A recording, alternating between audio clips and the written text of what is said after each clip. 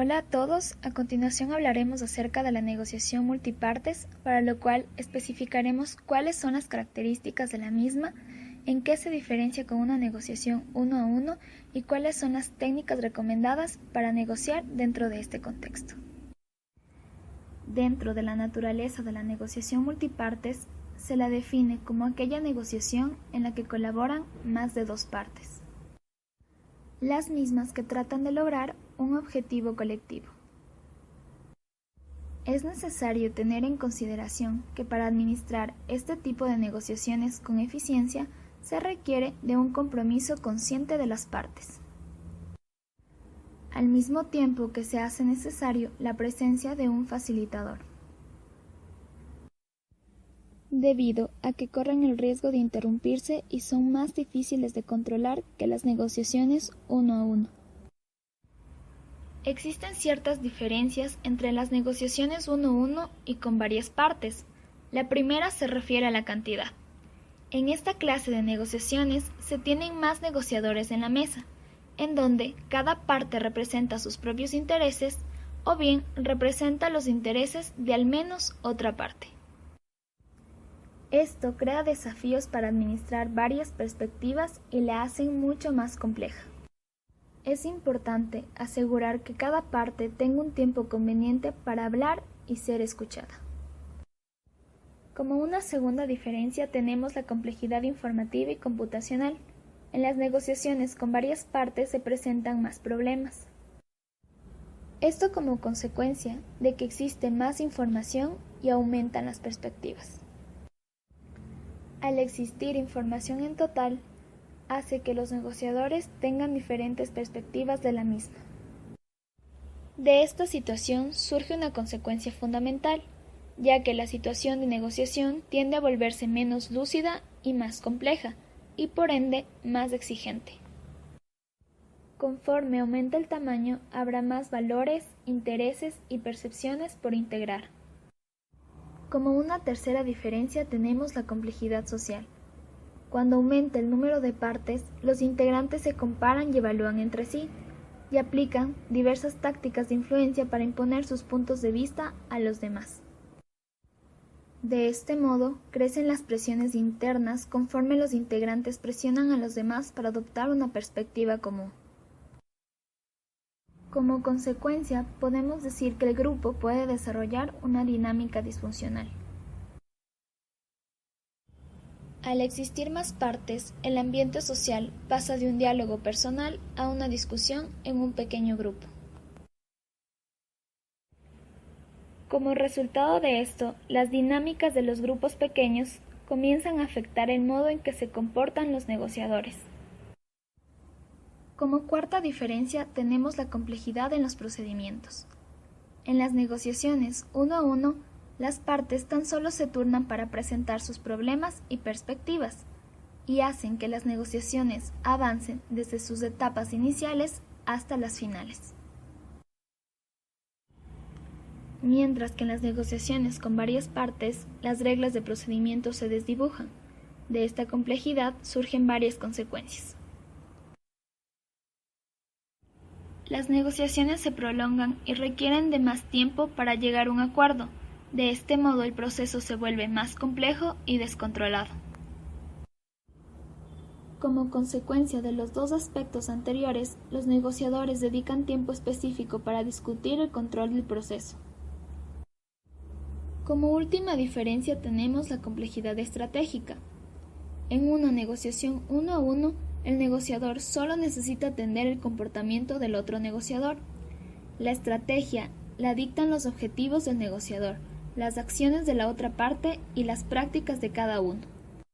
Mientras que en una negociación de grupo aumenta mucho la complejidad, debido a que el negociador debe considerar las estrategias de todas las partes y decidir si las va a manejar por separado o en grupo. Continuando con el análisis de la negociación multipartes, hablaremos sobre los grupos eficaces, ya que son de gran relevancia para entender el entorno de las negociaciones de más de dos partes. Es por ello que los grupos eficaces tienen como características que ponen a prueba suposiciones e inferencias, en base a experiencias pasadas ya sean estas empíricas o con base científica. Comparten información relevante. Esto está encaminado a que ellos no se guardan nada de la información que poseen, ya que el objetivo es conocer la información de los demás. Se concentran en intereses y no en posiciones, y esto es muy importante ya que se busca una negociación integradora. De la misma manera, explican las razones de las propias declaraciones. No las dicen al azar, sino que estas razones están sustentadas y argumentan en cuanto a esto. También son específicos y usan ejemplos. De la misma manera, también dan significado a los términos importantes de la negociación para que no existan ambigüedades entre cada uno de los negociadores. Disienten abiertamente con cualquier miembro del grupo, y esto tiene relación a que no importa la posición que tenga cualquiera de las partes, sino que ellos están abiertos a la discusión para llegar a obtener resultados positivos. De la misma manera hacen afirmaciones y luego aceptan preguntas y comentarios, ya que el afirmar no es una verdad absoluta, sino que en base a las preguntas y a los comentarios pueden cambiarla. También diseñan maneras para probar los desacuerdos y las soluciones. Este es un proceso en donde se confirman los hechos, se verifican interpretaciones y se exponen las razones de los desacuerdos. Se concentran en la discusión, ya que el tiempo que tienen para negociar es relativamente corto para el número de participantes que intervienen en la negociación. Entregan la participación de todos los integrantes en todas las fases. Esto es que comparten información, encuentran una solución y manejan todo el proceso, procurando que todas las personas implicadas participen de la misma manera. Intercambian información con miembros del grupo ajenos a ellos. Estos pueden ser expertos o fuentes de información externa y se apegan a las reglas de juego que ya tenga el grupo de negociación.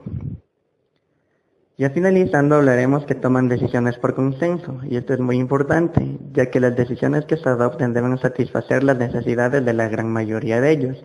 Al hablar de consenso hablamos que si existen votos en contra, no se pueden aprobar las cuestiones que se traten. Y como último punto, realizan una autocrítica.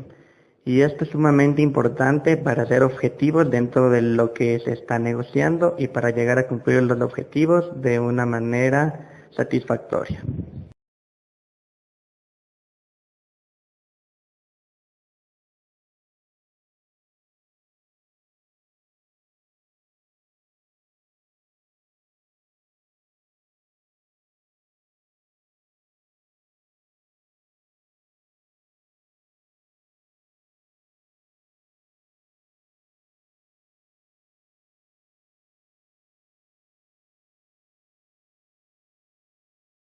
Están en un caucus informal para llegar a un Todavía quede un poco más uniforme con los tratados internacionales, podríamos anexarle todo el protocolo de Kioto. Recordemos que los considerandos también tienen que estar acordes a toda la soberanía que estamos tratando de los pueblos. Yo creo que ahí ya queda. Y podemos pasar al proceso de votación. En este momento se procederá a dar lectura a la declaratoria y luego a la votación respectiva.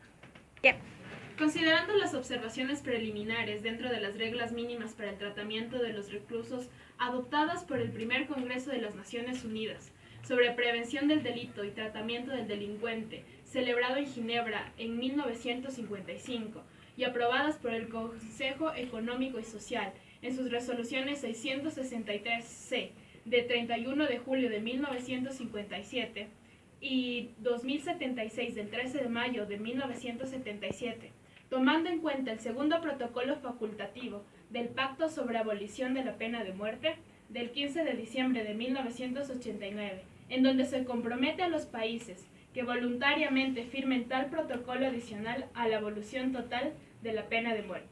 Declara: instar a los distintos estados en donde conste su legislación considerar la prohibición de la pena capital para crímenes cometidos en época de guerra, como primera instancia para la abolición total de la pena de muerte.